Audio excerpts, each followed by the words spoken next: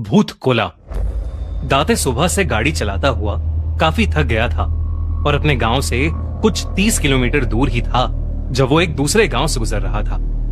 उस गांव से गुजरते हुए उसने देखा कि सारे गांव के लोग एक जगह जमा थे और उस जगह से किसी के चिल्लाने की और ढोल बजाने की बहुत तेज आवाज आ रही थी। दाते, जो मैंगलोर शहर में पला बड़ा था, पुट्टुर जिले में बसे अपने गांव में पहली बार जा रहा था।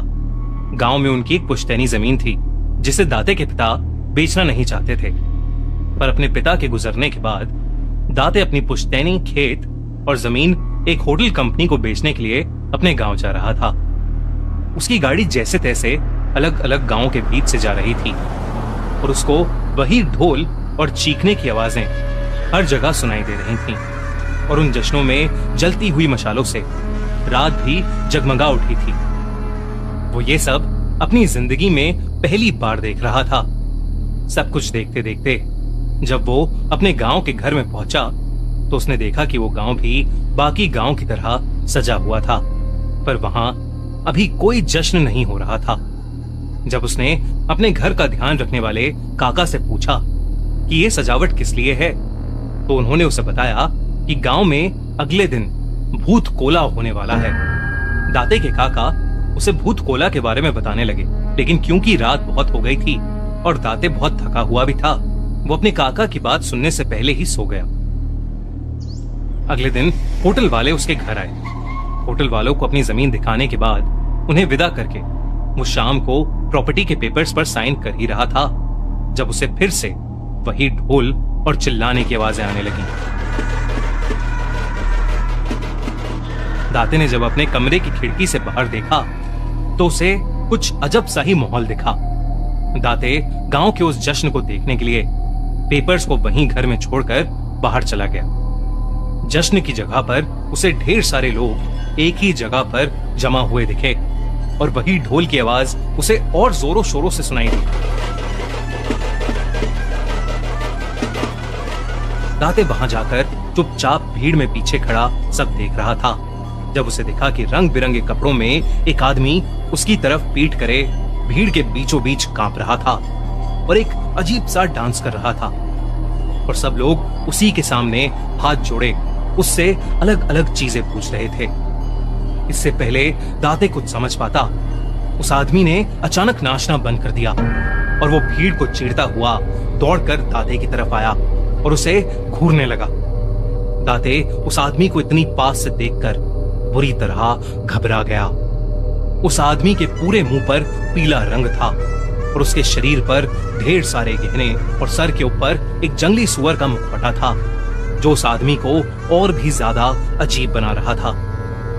वो आदमी कई देर तक दाते को घूरने के बाद एकदम से चिल्लाया, इतनी तेज कि दाते की रूह कांप उठी। वो आदमी दाते पर चिल्लाने के बाद वहां से कहीं जंगल की तरफ भाग गया। ये देखकर सब गांव वाले दाते की तरफ मुड़े और सबके चेहरे पर उसे एक अजीब सा डर दिखाई देने लगा था। सब लोग दाते को चेतावनी देने लगे कि उसके साथ कुछ बुरा होने वाला है और उसे अब अपना हर एक कदम संभाल कर उठाना चाहिए। दाते इस सब को गांव वालों की बकवास और अंधविश्वास समझकर हंसने लगा और वापस अपने घर चला गया। दाते अपने घर पहुंचा ही था कि उसके काका उसके पीछे भागते हुए घर आकर घबराए हुए उसे सब समझाने लगे। उन्होंने उससे कहा कि जो उस पर आकर चिल्लाए थे वो दरअसल पंजूरी देव थे जो गांव वालों और गांव वालों की जमीन की सुरक्षा करते हैं और गांव वालों को सभी दिक्कतों से बचाते हैं। वो हर साल भूत कोला के समय आते हैं और लोगों की सारी समस्याओं को हल करते हैं और उन्हीं के आने की खुशी में हर साल ये जश्न मनाया जाता है। दाते के काका ने उसे बताया कि पंजूरी देव का दाते पर ऐसे चिल्लाने का मतलब यही था कि जो जमीन दाते बेच रहा था, पंजूरी देव उसको बेचने के खिलाफ था। दाते इन सब को सुनकर और जोर से हंसने लगा। उसके काका उसे समझाने लगे कि अगर उसने पंजूरी देव की बात नहीं मानी तो उसकी जान को खतरा भी हो सकता है। इस पर दाते अपने कमरे में पड़े हुए प्रॉपर्टी के पेपर्स को लाकर उन्हें साइन कर हंसता हुआ सोने चला गया।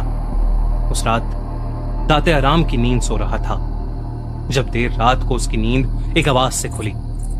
जब उसने ध्यान से उस आवाज को सुना तो वो आवाज ठीक वैसी ही थी जैसे उसे शाम को भूत कोला में सुनाई दी थी, पर इस बार वो किसी के रोने की आवाज थी। डरा हुआ दाते जब आवाज के पीछे दरवाजे तक गया तो उसे दूर दूर तक वहां कोई नहीं दिखा, पर तभी एकदम से हवा में एक तेज चिंगारी आई और अचानक से पंजूरी देव उसके सामने आकर जोरों से चिल्लाने लगे। ये देखकर दाते के पसीने छूट गए और दाते बिना कुछ सोचे समझे अपनी गाड़ी में बैठकर उस गांव से निकलने लगा। दाते गाड़ी चलाता चलाता जंगल वाले रास्ते तक पहुंचा ही था कि तभी उसको कुछ दिखा, जो देखकर वो सुन्न पड़ गया। अचानक से सोने के दांतों वाला और सोने का हार और मुकुट पहना हुआ एक जंगली सुअर उसकी गाड़ी के ठीक सामने आ गया। दाते ने डरते हुए अपनी गाड़ी मोड़ी और वो पास के एक पेड़ में जा लगी। दाते का एक्सीडेंट हो गया था और वो वहीं पर बेहोश हो गया था। दाते को जब होश आया तो वो हॉस्पिटल में था और उसके काका उसके बगल में बैठे थे। उन्हें देखते ही दाते जोर से रोने लगा।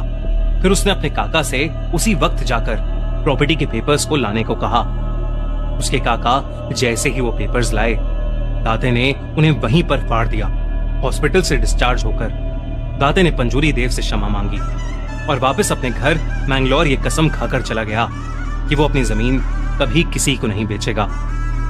पता नहीं कि दाते के साथ जो घटा वो सब किसी देव की माया थी या कोई इत्तेफाक, पर जो भी था अपने इस भयानक एक्सपीरियंस को कभी नहीं भूल पाएगा।